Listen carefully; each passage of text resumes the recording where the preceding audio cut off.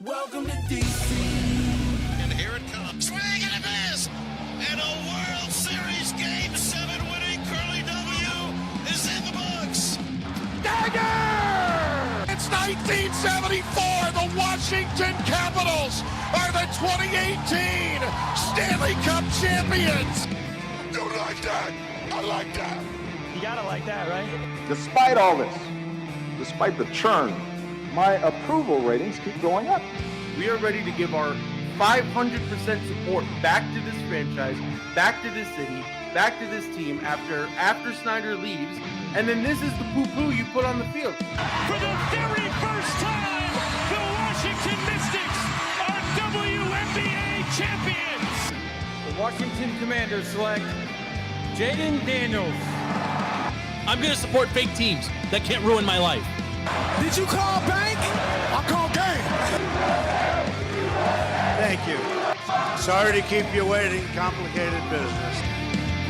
Oh, FP, this was a good week to be a Commanders fan. I mean, we knew that they had to go out there and get a win, and that is what they did in absolutely dominating fashion. They absolutely mauled the Titans. Anybody who is even a passive fan of this team, this is what they had to do. They did it. It was impressive.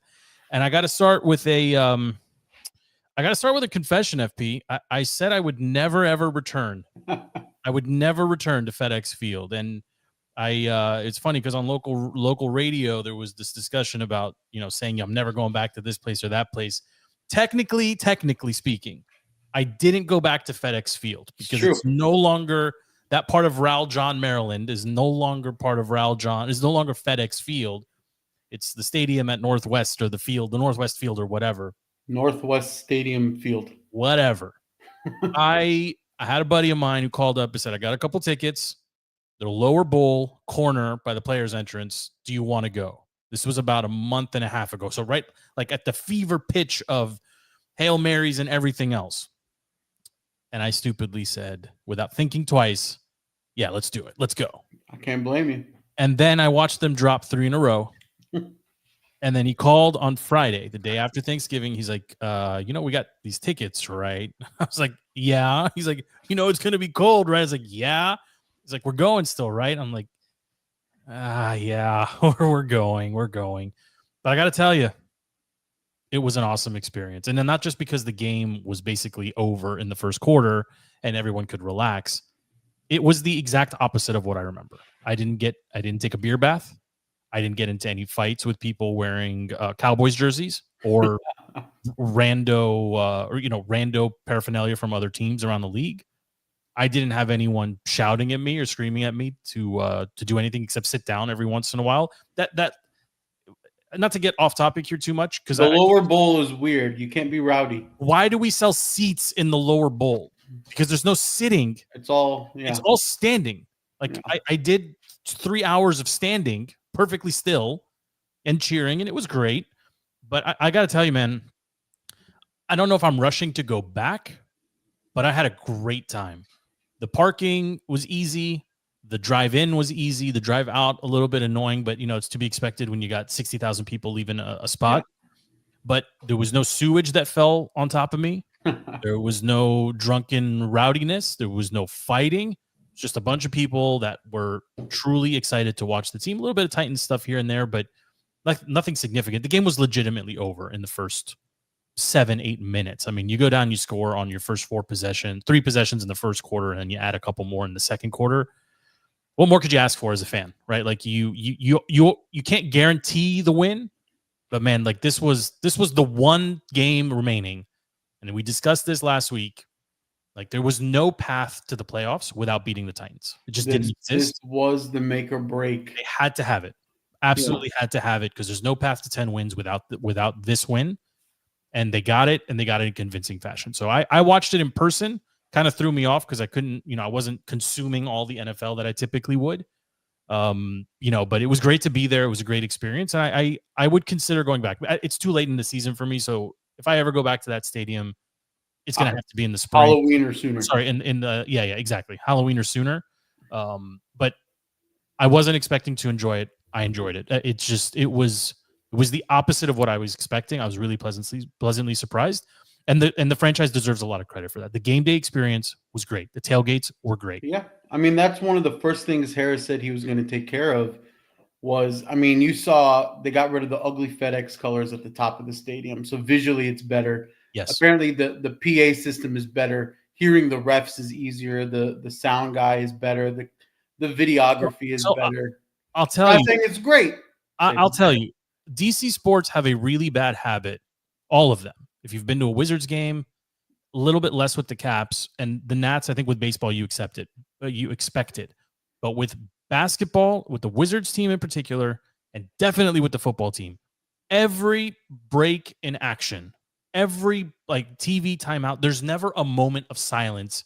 Yeah. In the state, it's constant. It's, you know, and I get it. The sponsors are sponsoring all these breaks, and they want to show you the alumni of the game. Fred Smoot was there. They want to do the legend of the game. Some other guy was there. Yeah. Like, there's all this stuff happening.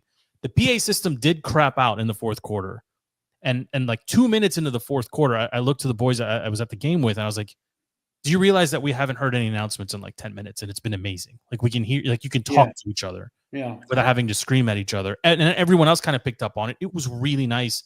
PA system didn't get resolved, or the issue didn't get resolved until about 2 minutes left in the game. So, like, that's my one critique. If anyone out there from Commanders Land is listening, just don't talk so much. Just let us. There's a lot of learning that everybody in the organization needs to do that comes with putting a winning product on the field. Sure. Right? So, like, even JP and B Mitch were talking about this on the radio. They're doing the wave while the offense is on the field. And typically in seasons past, you do the wave, you do whatever you have to do to entertain yourselves because the product on the field is complete crap. Yes. Right. And that's why the PA is constantly going on and the announcements, and they're in the habit of distracting you from the product on the field. But now that the product on the field, you don't want to be distracted from it. That's actually a great point. I mean, I wish they would do less of that, right? Because like you have informed fans in this, like we know what we're looking at, right? Like we understand like a defense thing here and there, or an occasional announcement. You have it, but you still have to.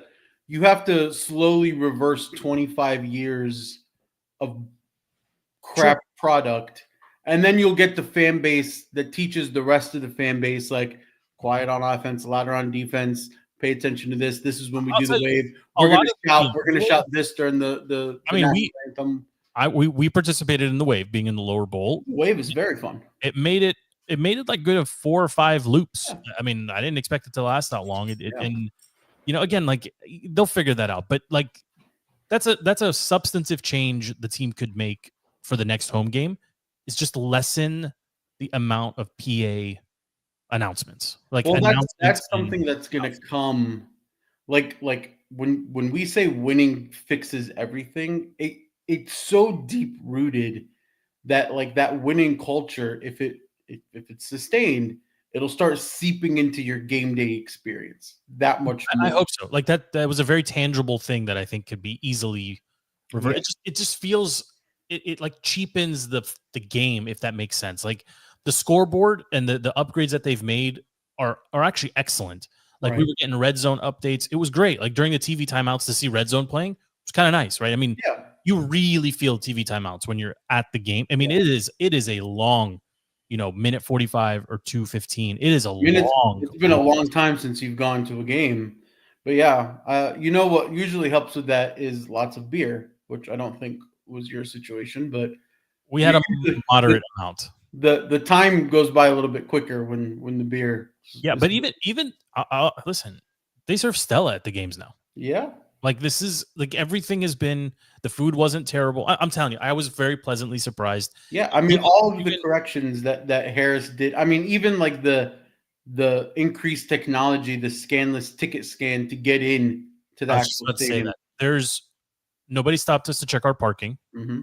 Nobody. I mean, we walked in, we scanned the Ticketmaster app or whatever. One of the guys I was with, went to buy his food. He just scanned in and then picked up what he wanted and left. Like, there was no lines. Yeah. To get food or beverages. You just. That's how it should be.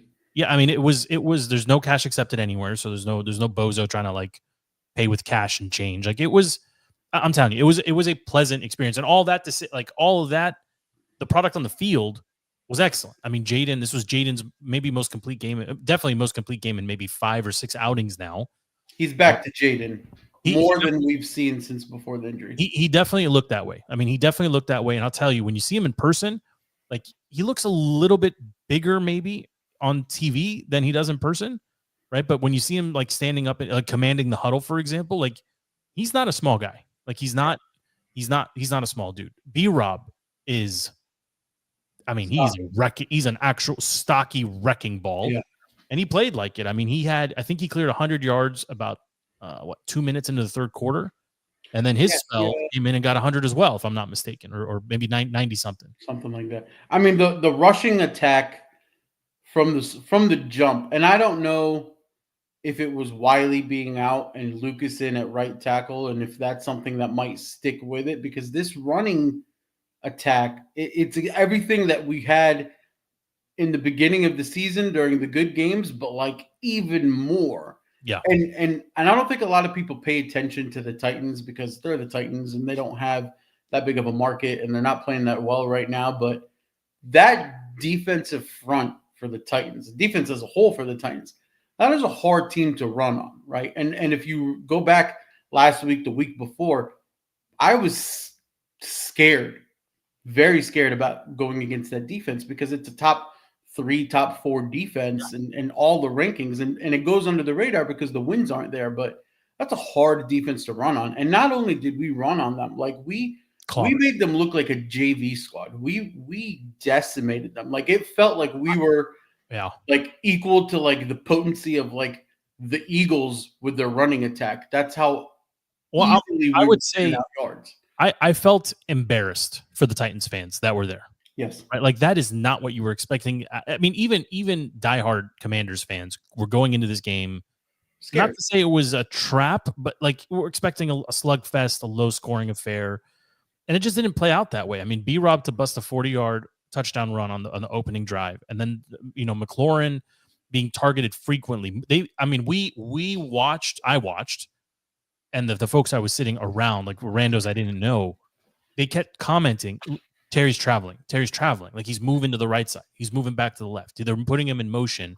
And it paid dividends in the end. I mean, he was wide open on several plays. And look, the Titans definitely self-destructed as well. I mean, so many third and long situations that the Skins got out of because of a ticky-tack or just a poor defensive play. Right. I mean, there was a bunch of that. I mean, and it's nice to see that kind of go, it's puck luck in hockey. I don't know what they call it in the NFL, but sometimes you just, it's better to be lucky than good. You just get some of the football gods look down nicely on you. But I mean, this what we need to start with is not an apology to Cliff Kingsbury, but like a round of applause to Cliff Kingsbury, because this was the equivalent of the X's and O's version of a middle finger. I think LP sent me some article that stated that.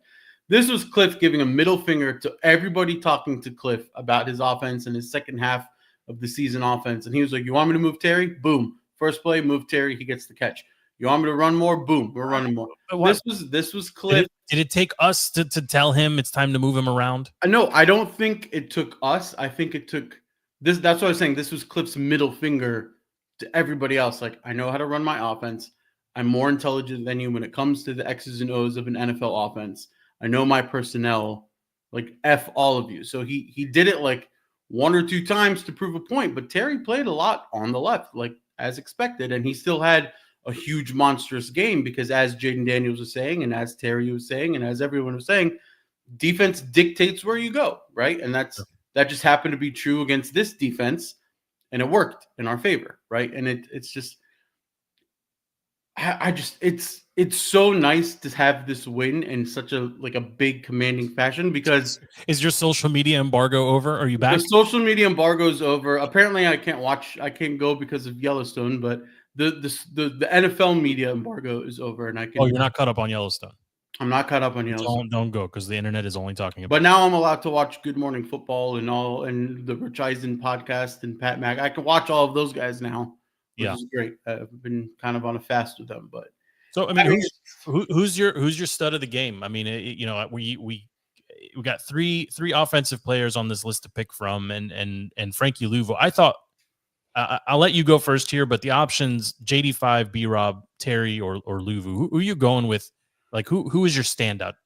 I'm gonna go B Rob, and by extension, the entire run game, O line, RB2, RB3, just everybody involved with the running game.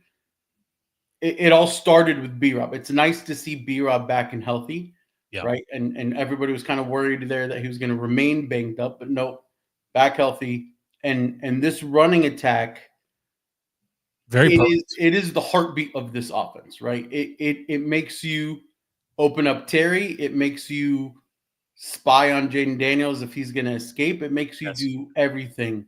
It is the heartbeat of this offense, and it was so nice to see it back. And in such a dominant, like we rushed for like 290 something yards. I don't have the stats in front of me, but just something insane like that. It was fantastic. I think they broke 200 as a team. I think as a team they crossed the 200 plateau. But yeah, the 200. But I'm gonna say I agree with you and everything you said. I think JD5 played a complete game. The numbers don't like jump off the page, and the interception is always regrettable. That was. He started the game, and again, it's different when you see it in person. You can see how high the ball was that was thrown to Terry early on, and then it was thrown to Zach, which went off his fingertips. Yeah. But you can also see the speed at which he's letting the ball. The velocity is back. The Terry touchdown where he was diving to the ground to catch it from the left side. That happened like right in front of us. So you can see the zip. The Ertz touchdown also happened right in front of me. Like it was. The zip was there. I mean, that one went a little bit more finesse, but I'm going to give it to Luvu. I thought the defense, like they needed to show that they were capable of dominating defensively a team that they were supposed to beat as well. Will Levis is a terrible quarterback. Terrible. And when they went into desperation mode, they were basically running a 2-minute offense for the entire fourth quarter. They were able to move the ball, and some of that's just going to happen. It's situational. You're playing a little bit more prevent, a little bit softer. Right. That's going to happen. But I'll tell you, I vividly remember Luvu getting called twice for sacks, but then I pulled up the box score and prep for the show. No sacks. Yeah. Where did these sacks go? Why did they take away from? Yeah, I don't know what the correction happened, but he had his stamp all over that defense. But all over Dante Fowler too. I mean, he's not on our list here to pick from. Fowler played a complete game. I think you can't mention the defense without talking about Wags, because apparently it was him in his leadership role the Wednesday before to speak to the entire team. And this is kind of what we've always been lacking and missing in the Ron Rivera era and whatever era. You've never really had that true veteran presence of somebody of the caliber of Wagner. You had it for a little bit with London, maybe. With London, yeah, but then there's a big gap. Yes. Right. And who was your guy? It was like Jonathan Allen, which no disrespect to Jonathan Allen, but like you haven't been to the top. Like you can't talk to me about the trials and tribulations. You've only been in trials. Like you don't know the other side of it. But when you have Wagner come in and speak to the team and be like, look, this is a rough patch. We dropped 3 in a row, 4 in a row, whatever. This is when you commit everything. And when you see somebody like Wagner who's just a monster, and then he's on that list of linebackers with consistent, like repeated 100 tackle seasons behind London Fletcher. Like you take that seriously. And then that defense with Wagner kind of steadying the ship and him being like the X's and O's, like lining everybody up guy. And then Luvu being the quick twitch, like passion guy.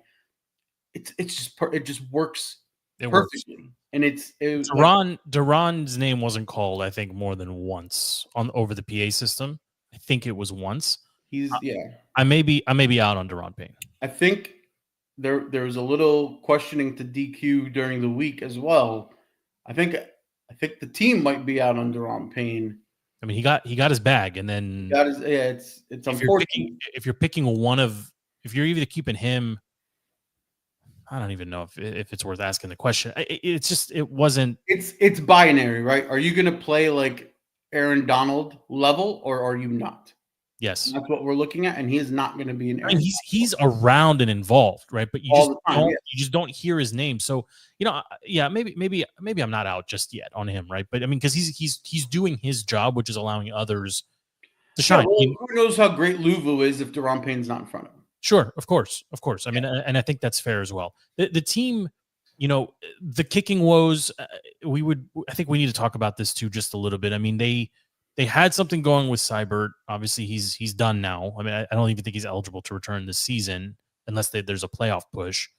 But they did leave 6 points, on the field, right, from missed field goals. And there's just this general, like, cross your fingers every time we have to go up there to attempt any type of kick. I'm not sure where they go from here, right? Like, there isn't, I mean, unless the Ravens were to cut Tucker, but even at this point, no, I don't want Tucker. Exactly. Like, what do you do at the kicking? I mean, I'm going to give just 1 for 2 now. I mean, I would love to take the Dan Campbell approach to fourth downs and field goals and just say F it and go score. But I'm going to give this 1 week a pass for Gonzalez, right? Like, one of the field goals, it was like a 52-yarder. Like, you should make it, but like it's not necessarily a gimme. So, okay. The other one was like a 48-yarder or whatever. You should have made it, but you did. Like, I mean, did you see your boy Joey Sly out there attempting a 68-yarder? Yeah, I did see that. But I mean, what are we doing? It's just the kicking is, again, I'm going to go with it again. It's binary, right? You're either hot and you're 100 for 100 or you're in a rough spot, right? Like, that's what it comes down to. I think Gonzalez is good enough that you can ride him without making another change and bringing somebody else in. Yeah, I don't think there's anyone better out there, right? And I think that's kind of where I'm landing at it at this point, right? Like, unless who out there is better? I mean, this is the team was already. I mean, they started with McManus, and there was somebody else. Then there was McManus is, I think, playing pretty well right now. But he's playing fine. I mean, every time I hear Hopkins go up there, right? I mean, we've had some good ones in the building. Yeah. Right. I mean, Graham Gano, Hopkins. Yeah, all these guys are still active. I mean, but we're not the only team with kicking woes. Kicking woes, yeah. Right. So I think you just roll with what you got at this point. Better the devil you know than the one you don't. Sure, and you can afford to drop points or leave points on the field when you're just steam. I mean, if you score on your first 4 possessions of any game, any whether they're field goals or touchdowns, you're going to be hard to beat, right? Yeah. So if the offense is clicking, to your point from earlier, it's going to be hard to beat this. Now, don't miss your PATs. Sure, but yes, I'm okay. I'm not. I think. Yeah, I'm interested to see what's going to happen with Lattimore. I think Lattimore is now looking like he's trending towards a return against his former team. I think that's. I feel like that was always the plan. I feel like the fan base and the media got really excited, and if he was ready to go earlier, great. But I feel like from a Peters level, I think they. You think he had him chalked up for 5 weeks? I think they were saying, take whatever time you need to recover. Hopefully you're good to go after the bye week.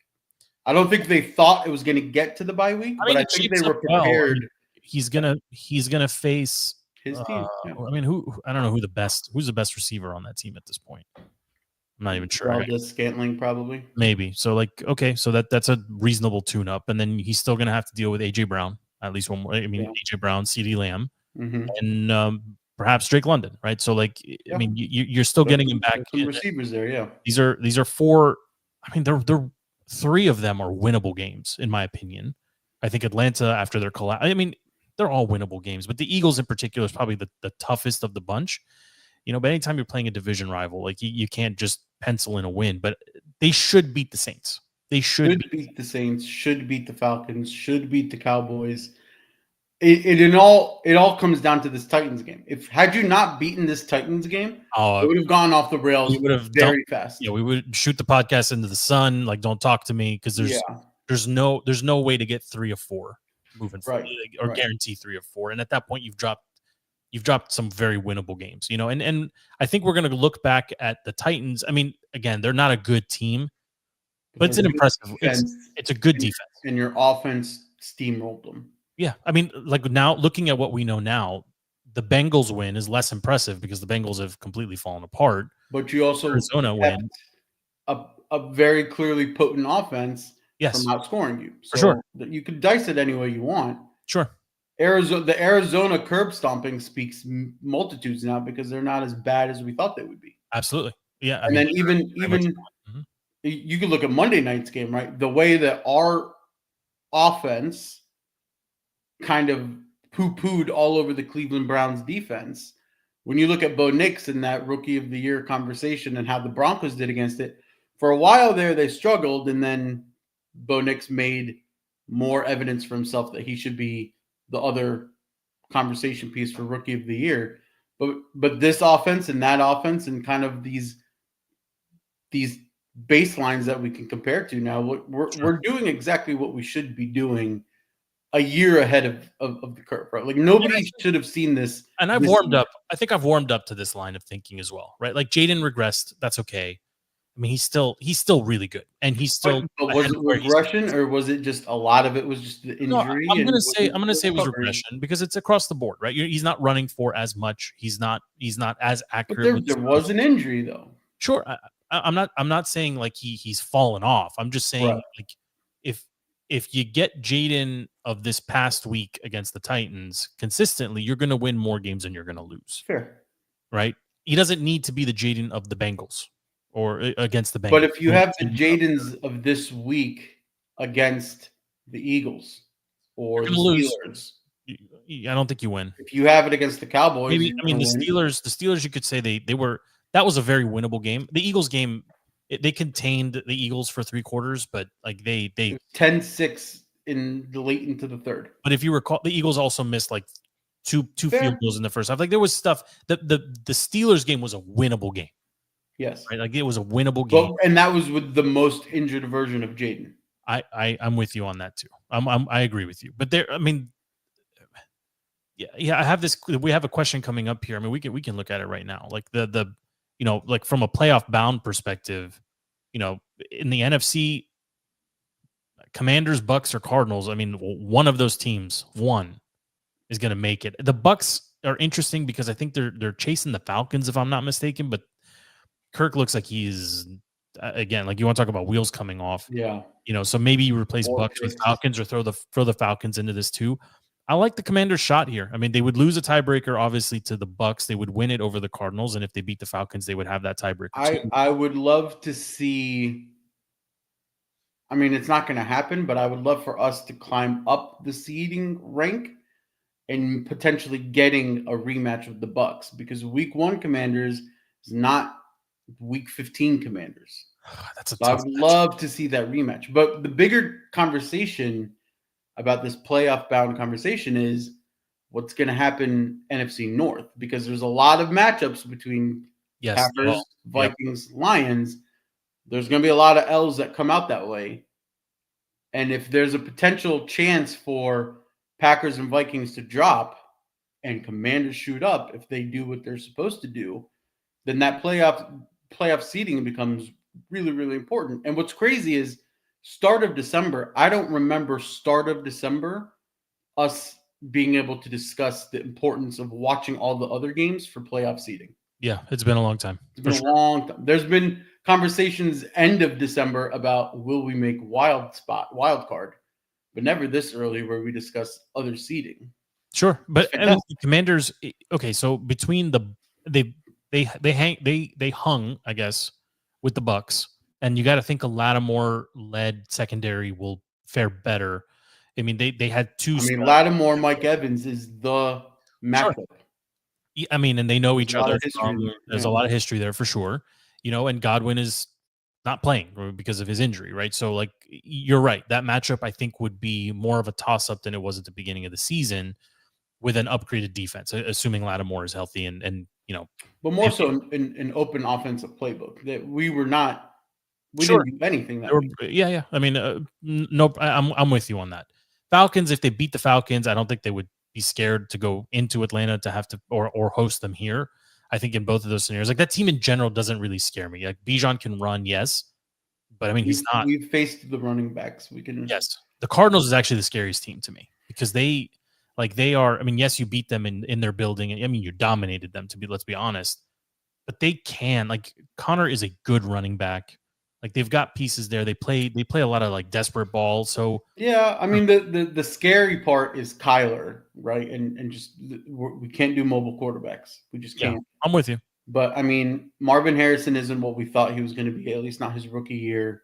Up and down for sure. McBride is solid as a tight end, but again, you're going to take Luvu and Wagner over any tight end right now. It's not necessarily a weakness like we've had in the past. The tight ends over the middle don't really burn us anymore. Mm-hmm. So I mean, they're scary, but I mean, Commanders are in control here. Like you match up well with both of those teams. I mean, if they handle their business against the Falcons and the Saints, they could afford to drop Eagles, and maybe even Cowboys and still make it in. I don't want to drop the Cowboys. I know you don't want to, but I would say you have enough tiebreakers there that you would still be okay, right? Because these are the teams you're dancing with. You'd still be okay, right? Assuming if the Falcons drop 2 more and the Bucks win the South, and you have a head-to-head against the Falcons, you're gonna they'll be okay. They need 2 more. Like they have to have 2 more. I will say, I like looking at Bucks and Cardinals up there as in the hunt teams. The other in the hunt teams of the Niners, Rams, you're not scared of them. Niners are just decimated with injury. No, Niners don't scare me. Rams. Yes, if the Rams get hot right now and win out, which I wouldn't bet anybody could do. Like that. If anybody could do it, it's the Rams. I would be terrified. They can run, they can throw, and they're still stout defensively. But like the Rams, if they get hot, that would be a team that if they were the 7 seed and they go against the Eagles, if I'm the Eagles, I'm shitting myself. I'm terrified. You know, because they can get points in bunches. Yes, they're well coached. They're disciplined. Yes. Mm-hmm. And if you don't you're right. Like that's the one team everybody. Nobody wants them to get hot. Nobody wants them. And on the Seahawks, Niners, all of that stuff, nobody cares. Don't care about the AFC side is interesting. Don't care about the Niners. Seahawks don't really scare me either. There's just not much there, but the Rams can do everything just good enough to scare you. Yes. On the AFC side, Colts, Dolphins, Bengals, Broncos. To me, this one's easy. I'm not a Richardson guy. I don't believe in the Colts. I just don't. The Dolphins, it just feels like it's too little, too late to some extent. Like they're playing better. They can't play December football. That's it. They're not traveling anywhere cold and winning a game. I mean, we saw that with the Bills just a couple weeks ago. Bengals are mathematically alive, but they just, I don't know, at 3-9, you basically have to win. Are they 3 or are they 4? Maybe 4. I mean, they're 4. They're in the hunt, I suppose, but they would have to win all their divisionals and get a couple more along the way. The Broncos are the easy choice for me here. I think they are. Sean Payton is coaching them really well. Yes. Their quarterback is not error prone. Right. And they just seem like they're locked in right now. Like they're all in on this running back by committee. Cortland Sutton is a receiver that, no one will appreciate him until he's gone, but he's pretty good. He's the Terry of Denver, of the AFC. That's fair. Yeah. Like he's unsung, maybe a number 2 on someone else's, or 1.5. He's not like the A1A. Like nobody knew what was possible until he got a real quarterback. Sure. I mean, the flip side is Jerry Jeudy went bananas, absolutely nuts. And the Broncos had written him off completely. And to their credit, I mean, nobody knew that Jeudy was capable of what he was doing yesterday. And it took Jameis Winston. I don't know how much Jameis Winston you consumed yesterday. All of it. I watched every second. I need more Jameis Winston in my life, man. I need more Hard Knocks from him. He is a. I mean, he's living. Airs tonight, actually. Yeah, he's living like when people ask about like CTE, just watch Jameis Winston. This is what CTE looks like. It's crazy. Come on, he's always been crazy. I mean, did you see him dancing during the video yesterday with him and Knicks, and they were whatever quarterback comparison? Well, he's out there eating the W and dancing, twirling. You gotta love it. But also, they had 500 something yards of offense against the Denver defense. Yes, I love Jameis Winston. I'm all for his comeback. If you're Cleveland, just get rid of the dead weight money with Watson and stick with Jameis and keep going. But talking more about the AFCs, the Bengals actually, they're a little scary, right? They've scored 99 points in their last 3 games, and they lost all of them. They just can't win. But it's that defense. But if there's anything that you can get I mean, fixed. did you expect them to get into a shootout with the Steelers? No, Who had that on their bingo card? nobody had. I mean, These guys play like 9-12 games, every had year. Browns Broncos on a shootout? But I mean, that Bengals. Here's the thing: in December, the thing to get right, if it's not working, is your defense. It'll get right faster than your offense. If your offense isn't working, you're screwed. Defense, you can get it right faster. Sure. So that Bengals team, if you're some of the higher seeds in the playoff rankings, I don't think you want to see that Bengals team figure it out on defense. Well, you're right, because weather factors in a little bit more, obviously, depending on where the games are being played. The offenses can be a little sluggish. I mean, we saw how many snow games did we see over the last 2 weeks or so, right? Where Bills Niners game was the beautiful. Cleveland game, the Steelers Browns game on Yeah. Thursday before Thanksgiving. I remember the start of that game. There wasn't a snowflake in the sky. Right. By the third quarter, I mean, you couldn't see the field. It was over. And we were talking about this. I love the AI overlay of the numbers. Yeah, it's a nice addition. It's a nice addition, that Amazon and I think NBC rolled it out too. It actually doesn't take away from the TV experience at all, right? It actually, I think it enhances it. Obviously, they can't see it on the field, so when they cut to the other angles, it goes away. But I really enjoyed it. Those games, this is why the DC stadium every time it comes up and people are like, well, we need a retractable dome, so because we want 4 seasons of use and concerts. Yeah, and I understand all that, but there is something really nice. I mean, I wouldn't attend a game like Buffalo's. 100% I would. If I had a chance to go to that Buffalo game, no one's you're gonna go up there with you take your shirt off and jump off. Yes, I would RV be S-faced. I'd pull an Oshi and drink my beer through my jersey, and then jump off onto a table. 100%. I mean, I don't think you'd actually do it personally. It's too much. It's too cold.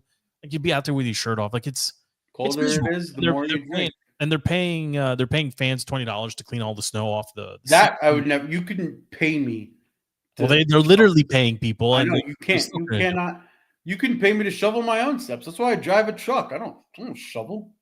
I mean, it was interesting. They kept talking about the new Bills stadium will be 65% covered. They're copying Tottenham or whatever. Yeah, the Hotspur, right? Which is kind of an interesting. So the field is still exposed, and the field will be heated up to 40 degrees. Okay. The turf. So, I mean, eventually, it's nice. Eventually, you're dropping $2 billion. It better be nice. Yeah, I mean, we'll see. But I mean, the amount of snow they get there, it may be. There's no heating element that's going to survive constantly. No, and if it turns your field into mud, mush, yeah, I don't know if that's any better. So, a couple more questions here. Best team in the NFL. 4 options: Chiefs, Eagles, Bills, Lions. I think there's maybe 1 or 2 others we can toss in here, but this, it's not the Chiefs. I mean, we can go elimination here. For me, it's not the Chiefs. And toss one more out, and then we'll talk about the last 2. Which of the 3 Eagles, Bills, Lions are you tossing?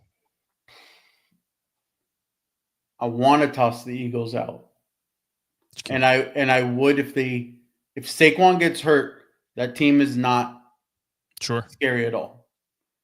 The Bills are scary regardless of if Cook or that other guy get going because of Josh Allen.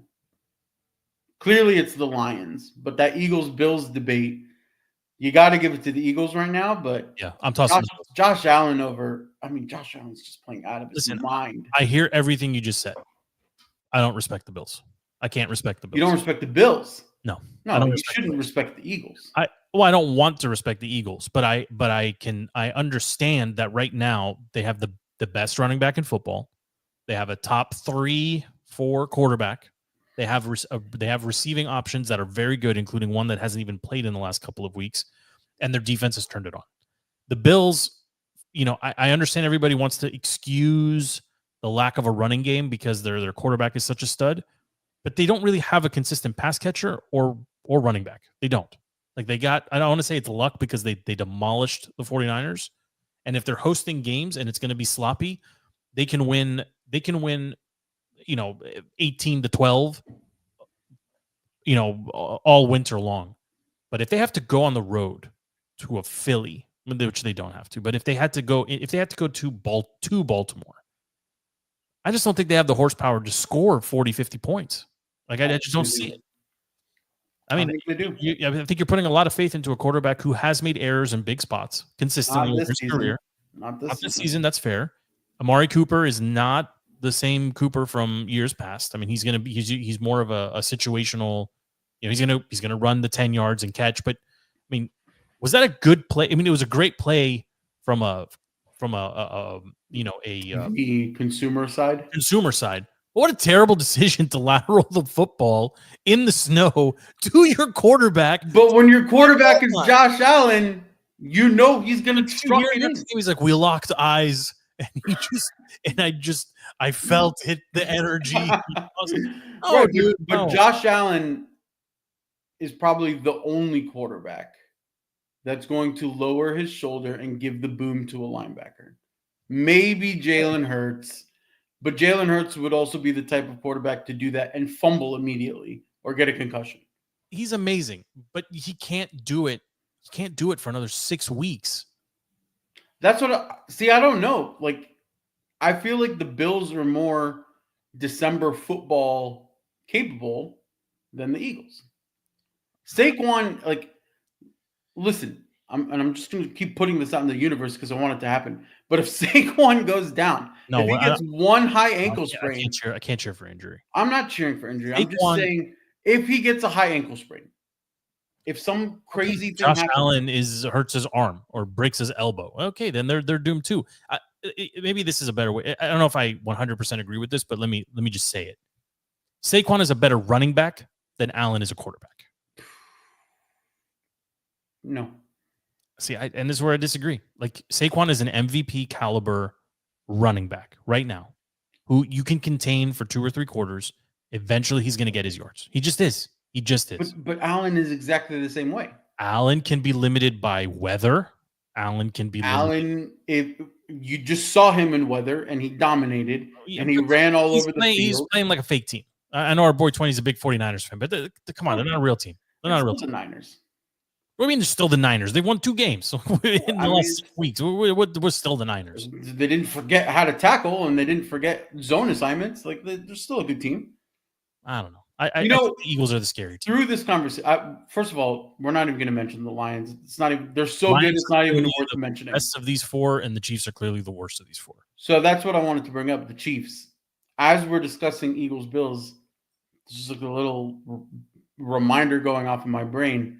They're getting back Hollywood Brown. Mm-hmm. So Hollywood Brown plus Xavier Worthy plus DeAndre Hopkins plus Travis Kelce plus Kareem Hunt, and then as Isaiah Pacheco getting back up to speed. It's a lot of pieces coming together late in the season for them to go back from BS wins where the Raiders have a formation flag and fumble and then give them the win to what a nonsense call. Oh, so trash. But it's getting to the point where they might be able. I mean, you can't forget that Andy Reid is Andy Reid. It's going to get to a point where those pieces, if those 6 players, you're right, because if those 6 players are targeted or touch the ball 3 to 5 times each, the Chiefs can't be beat. There's just too much talent there. Yes. There's too much. Do not be surprised if the next time the Chiefs see the field, it is a dominating win. The one that makes everyone go, "Oh, that's why they're 11-1." But they don't play defense, and that's for me like the Eagles are playing really good defense. But that defense is good, and that defense is what kept them undefeated the first half of the season. Good enough to go into Buffalo, or good enough to go into Baltimore, or good enough to go even right now Pittsburgh. It didn't change too much from last year, and it was good enough to win the Super Bowl. Okay. I mean, team 5 for you. Do you have a team on the bubble here? Vikings. I think I'm going Packers. See, I think I'm going Vikings. I think the Vikings have consistently shown that they can win. They can win the ugly games. I'm just not a Jordan Love guy. I'm like he doesn't exude confidence, right? I mean, there's really, I mean, they can run the ball with some consistency. The defense is a little shoddy. The Vikings, to me, are a more complete team. And I think they've beat better opponents. But you're right. You said it earlier. The NFC North is going to have an opportunity to beat up on itself, which could propel. I mean, the Eagles are the biggest winner in that. If the Lions drop 1 or 2, The Eagles, the Eagles could sit at 1. One and home field throughout. I mean, they're not. There's a statistical possibility, right, that if the Lions, even if they drop one, that the Eagles could surpass them. So that brings up a very scary question: is if seeding remains the same, but Eagles Lions swap, and we're still 7. What do you prefer? Do you prefer going to the Link and playing the Eagles? No, I prefer. Or do you prefer going to Detroit and playing the Lions? Anytime you face a division rival, right? It's just a tougher. You want the Lions as your first playoff game. I would rather because if you go in and beat the Lions, there's no one else on the roster that's there's nobody else in the playoff race that you should be afraid of. If you go in and you at some point, someone has to knock off the Lions. Whichever team that is likely the team that's going to represent the NFC in the Super Bowl. I don't see an advantage. Like I think the opposite, maybe the opposite of what I'm saying also holds true. It's a division rival. Everybody knows everybody. That's what I was going to say. You have Lattimore hopefully healthy at that point. Your best chance to get a playoff win. But they've also got tape on your side. It's really hard to beat a team 3 times in a season. Really, really hard. But you're going into their building, right? You'd be going. There's no scenario where they're coming to DC, right? No. Yeah, you're going to the Link. You're going. Yeah, if you're going to one of these two places, okay. If it's a snowstorm in Philly, I'd rather have a snowstorm in Philly and gamble on it. But otherwise, give me the dome and let's. Now, see, I feel like this team has already seen the hostility of the Link in a primetime game. They can go in there and not be, I don't know, in awe or whatever shock and awe that they would face. You're used to this team. You know this team. You would have just played them. I'd rather have Lattimore and St. Jude's on dealing with Amon-Ra St. Brown and whoever, as opposed to dealing with AJ Brown and DeMarco. The Lions have so many more weapons to outlast our personnel. Jameson Williams, Amon-Ra St. Brown, Sonic and Knuckles with the running backs, like it's just, and then But Goff also had a game earlier this season where he threw 5 interceptions. 5. Yeah. Okay, like they haven't been in a. They've also dropped 50 burgers multiple times. Okay, multiple times. My gut reaction between those two teams, I mean, I can't even believe I say it. I think the Eagles are the Eagles are just playing better right now. The Eagles defensively are playing better. They just are. They just are. But the thing with the Lions is they score. They score on their first 2, 3. And to their credit, they score a ton of points in the first quarter. Everybody's chasing, which there's a negative game script, and the defense just picks you apart. But when has the defense had to bail them out of a game? I don't think the Eagles have been relying on their defense. It's honestly, it's very tough. But doesn't that scare you from facing that offense? They both scare me. But if I am the Commanders, right, and it's effective, if it's good weather in Philly and good weather in Detroit, I mean, I would take a dome for sure. Sure, I think the team that's more likely to maybe be a little bit more lax in their preparation is Detroit. Like, I know their coach may be more in tune and tough on them, but they would have all the pressure on them to beat the Commanders, right? I would take that. Like, you play them tight for 3 quarters and then see what happens, right? The Philly will be prepared. It's a division rival. No, like I would rather, I personally right now, and it's not a hot take, if I have my options, I would rather face the Lions. I think they are more likely to fall asleep at the wheel. I think everything you're saying is the exact points I would make, but for Philly. I think Philly would fall asleep. The Sirianni is gonna just be like, "Oh, we beat them twice. We don't care about them. Like, just let's look on to the next game. I don't think Philly can do anything. Here, I'll put it this way. Philly has nothing that they can do that will shock and awe this Commanders team. There's nothing that I there's no completely wrinkle. disagree. There is no wrinkle they can introduce that we wouldn't have already seen. Saquon We can know go for 300 yards. What are you talking about? What I'm saying Smith is and AJ no, had 5 catches last time they played. there's no wrinkle. You know what their receivers are. You know what their running back is. You know what their They'll quarterback can push you do. to death. There is no wrinkle. The Lions. Goff scares you more than Jalen? No Yes. way. This season, have you watched? You're insane. Go watch Lions highlights of the 2024 season. Have you seen anything? I saw him he scored 50 points against the Jags, and he beat the snot out of some other team. Sure. But I also saw them almost lose to the Bears because Eberflus can't tell time. I mean, it's a very good point. Okay. So, that's a division rival. That's what happens in division. Listen, it's not a strong feeling, but my preference would be to face the Lions. I think they're more beatable. I think if you get them on the ropes, Goff has shown that he will make mistakes, and you've upgraded your secondary specifically to deal with scenarios like this. I also their running game also is less scary to me than Saquon, and that's the toughest part for us from a matchup perspective. Stick all the fatties we have on the line, force Goff to beat you, and Lattimore will earn his pay. St. Juice will take whoever's left over. I just think you can. I think if I'm Joe Witt, I would rather scheme a defense to face the Lions than to face the Eagles. The Eagles can get you they're too talented from they ran 3 pass plays on in the fourth quarter against a really good Ravens team. Yeah, but with shaky defense, they've always had shaky defense, the Ravens. Listen, is it still Thanksgiving week? Can I give my thanks to Jaden Daniels that we just had a giant deep playoff conversation about absolutely about which seed we would rather see with just the assumption that the playoffs are in play? I mean, we are very much in the thick of it. We need 2 more. We're 8 wins for 8-4 for the first time since '96. Yes. But it was so close to. I was 9. Close to 9 or 10 wins, right? I was 9 years old. Yeah, it's been a long time. But keeping it on the topic here, we had football on Thursday. We had football on Friday.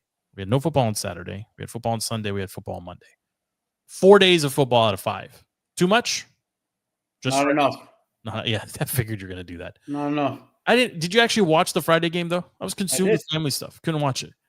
Couldn't watch the Chiefs get. I don't have family that comes from out of town, so my Black Friday was, go to the folks, help decorate a little bit. But for the most part, I had nothing going on Friday, and you find yourself being like, it's a great day off, but 3 o'clock in the afternoon. Yeah, 3 o'clock rolls around. I got nothing to do. Oh, that's pretty nice entertainment for me. What was your between the 3 games on Thursday? I mean, the Cowboys Giants game turned into a game, but I mean, I still can't believe what happened with Eberflus and to lose a game. You have 19 seconds. Here's my problem with the Bears. What happened with the Bears? There's no 2 opinions about what to do in that scenario. It's 3rd down. Yes. You don't clock it and force yourself into a fourth and must have. You don't do that. Right. So the only option here is to call a timeout. There's no one on the planet who's ever watched this sport. Maybe Stevie, because he doesn't watch a lot. There's one person I know that could make that same mistake as Eberflus. His name is Ron Rivera.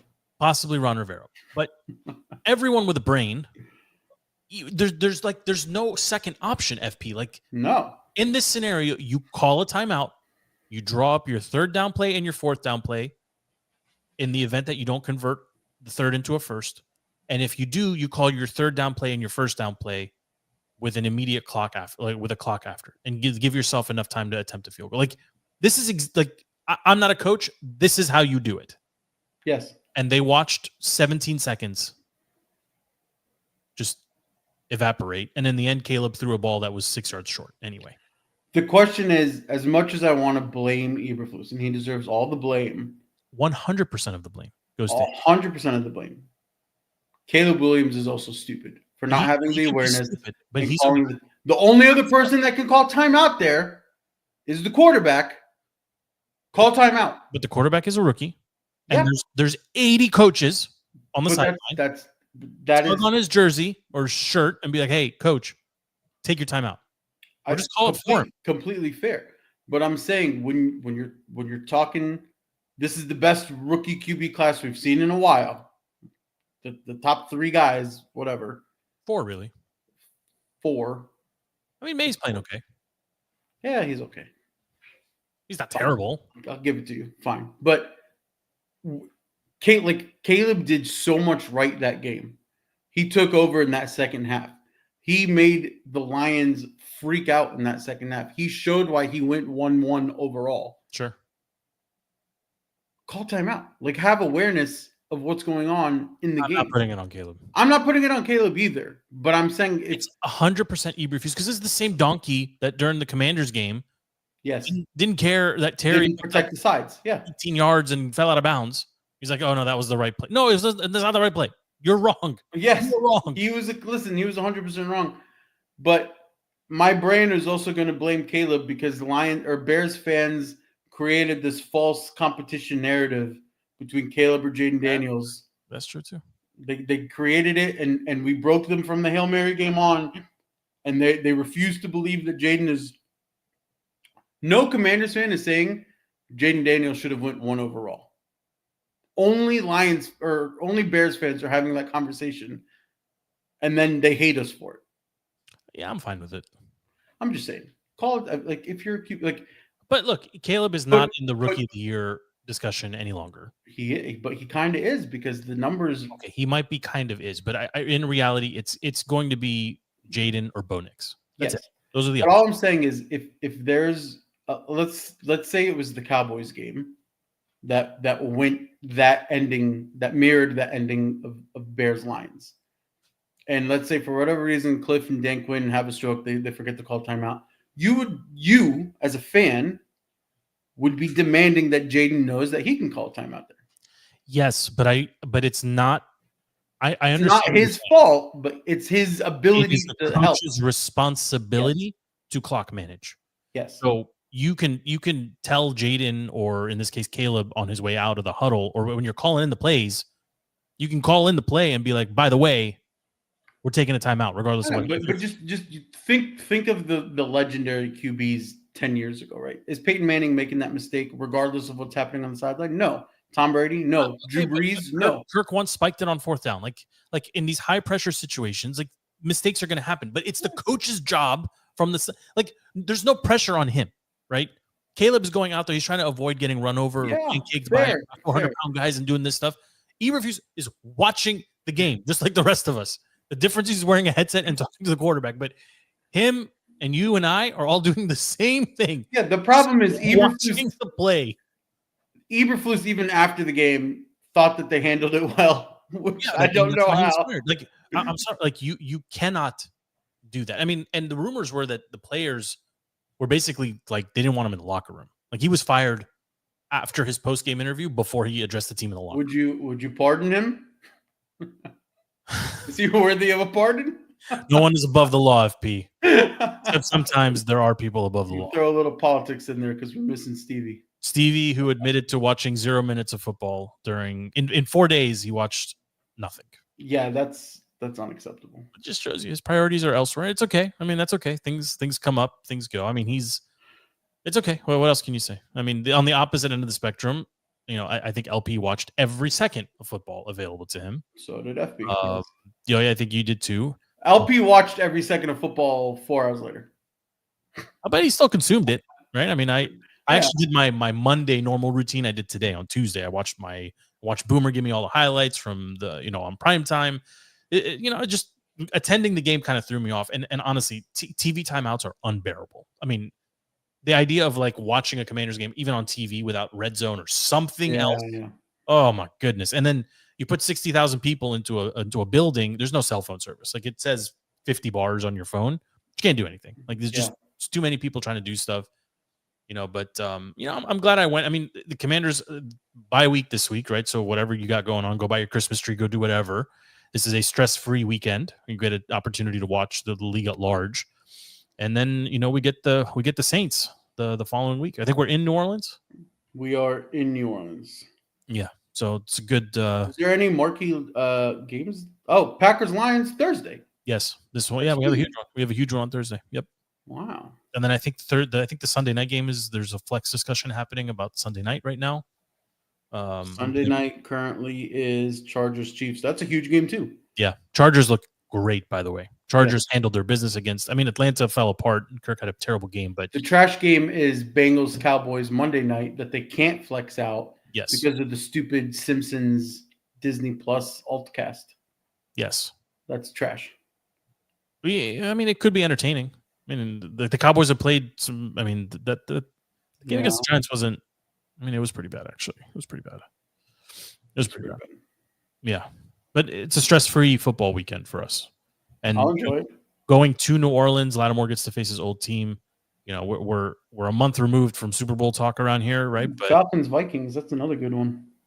Big playoff seed implications. We really need the Falcons to drop that one. Yeah, we like at this point, you want the Vikings to just keep winning games because they're. I mean, it doesn't really matter. It doesn't really impact. There's another team I would love to face. I'd love to go to Minnesota, right? As good as they're playing right now, I basically want to see anybody but the Eagles, and we could discuss this more next week. But that's the one team I do not want to face in the playoffs. I don't want to face them. Oh yeah, okay. I don't agree. I think I want the Eagles, but no, only over the Lions. Everybody else, I don't want. I'd rather have the Bucks. I'd rather have the Lions. I'd rather have the Vikings. I'd rather go to the Packers.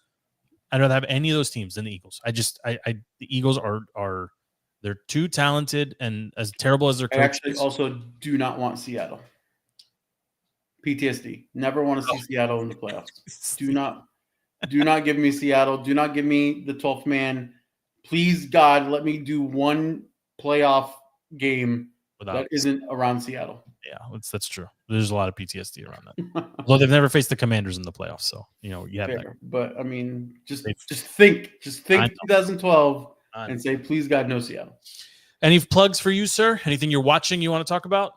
Anything you're planning to watch? I need to catch up on Yellowstone. I still have to do Lioness and Landman. Cross. If you haven't watched Cross, it's on my list. You told me. I put it on the list. Good. You get a Redskin scarf shout out in the start of episode 1 because it takes place in DC. Is that how you were drawn to it? That's how I was drawn to it. Okay. She's wearing a Redskin scarf. It's a beautiful scarf. I don't know who she is, but I will. I promise you, I'd check it out. So I would. Landman first episode slow picks up pretty good, and Billy Bob is tremendous. The ex-wife is hot. She's the whipped cream from Varsity Blues. Is she really? Whipped cream bikini from Varsity Blues. Wow, I didn't connect that. Yeah. How much research did you do into that? It was 5 seconds on Reddit. Okay. All right. It was presented to me. I didn't go searching. I mean, Lioness still number one thing on TV or on streaming platforms right now. Just super well written. Tyler Sheridan, like anything he puts his name on at this point, I think he deserves at least 2 episodes of your time. Yeah, because he's crushing. He just crushes everything right now. Does he just like take the summer off and just? I have no idea. All these shows couldn't be more opposite simultaneously. Yeah, I actually love that he uses the same cast. He's pulling a Christopher Nolan. Like you watch Batman and then you watch Inception. The same people. Yeah, just different characters. Whatever. It's great. Oh, actually, I started. I have an appreciation for Ted Danson, and Netflix put his latest show on like the Inside Man or whatever, where he's like an old guy playing detective in like a nursing home. It's the same writer and creator of The Good Place. Do you know The Good Place? Have you ever seen The Good Place? The doctor guy or the lawyer guy? No, the one where it's Kristen Bell and is she in hell or is she in heaven? Whatever. I don't know about this one though. You're not a sitcom guy. Like you're like a TV drama guy. Yeah, I'm usually a movie guy. You're not a lighthearted TV show guy. Yeah, I've recently become a TV show guy. I've for the majority of my life I've been a movie guy. But that's what I'm saying. You're TV drama because you want a movie cut up into 8 different pieces. Yes. Yeah. Yeah. You can't do the lighthearted. I don't really watch TV to laugh. Although I did the Jewish rom-com. What was that called? That was good. Nobody Wants This. Nobody Wants This. Yeah. That was really good. I did enjoy that one. Well written. I'm a sucker for well written shows. It's hard to find those these days. Yeah, I mean, it's just like I don't need action and blow up sequences. Like I need something that makes me. If I'm gonna watch something that's I want something well written. I think that's where Cross. Then Cross is what you want. Okay. Like Suits was great until you get to the back half of the episodes of the season. And it's like, oh, just regurgitating the same. Suits is great until you broke the glass and you told me that every other line is "goddamn it." Or or they pick up a blue folder and they know everything about everything. like after season like 2.5 or 3, like it was all down. Yeah, you say that, but of course we're all going to tune in to the Suits LA in February. I will watch maybe 1 or 2 just to see, but I also can't do commercials and I don't know. We'll see. I'm big on waiting to binge. That's why I haven't done Yellowstone yet. I think the show that got me into shows was actually a long time ago. It was Prison Break. Right, like, and that was a perfect example of a show that the first season, maybe the first 2 seasons, super well written.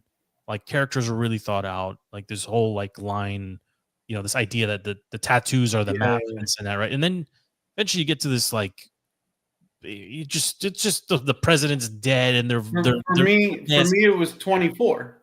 The first season of 24. 24 is a good one. That's a good one too. Yeah, changed everything.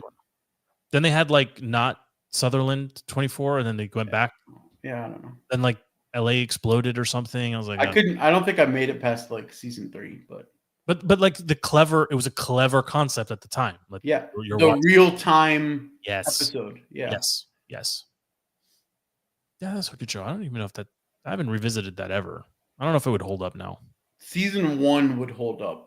Don't bother after that. The good thing is it's not season to season to season, so you can just watch season 1 as a quick enjoyment. Yeah, those are all separate. Like you said, they're like basically extended cut movies broken into sections. But but definitely Lioness is the best thing going right now. I mean, unless there's rumors of a Lasso season 4, so I guess I heard that too. We'll see if that comes to be. Although season 3 was iffy, but we shall see. FP, we shall see. We're good. Yep. Go watch your Caps game. They're kicking ass. They're doing great without Ovi. That's my closing. We'll do that. I'll see you, I think, on Fort later on as well. For FP, my name is Joe. The show is Defeating the Curse. Thank you so much for hanging out with us. You can get the show wherever you get your podcasts. If you want to watch us live, YouTube and Facebook and on X, just search for @Defeating the Curse. If you want to listen later, Spotify, Google Play, the Apple podcast thing, TuneIn, Alexa, basically you name it. Just type our name in, it'll pop up. Defeating the Curse. Thank you for hanging out with us. Until next week, we are out. Enjoy Thanksgiving. Hopefully everyone enjoyed Thanksgiving. We're on to the Christmas season now. Best time of year for sports. Hope you enjoy it. We'll be back next week to talk about the bye week and get you ready for Commanders at Saints. Till then, we are out.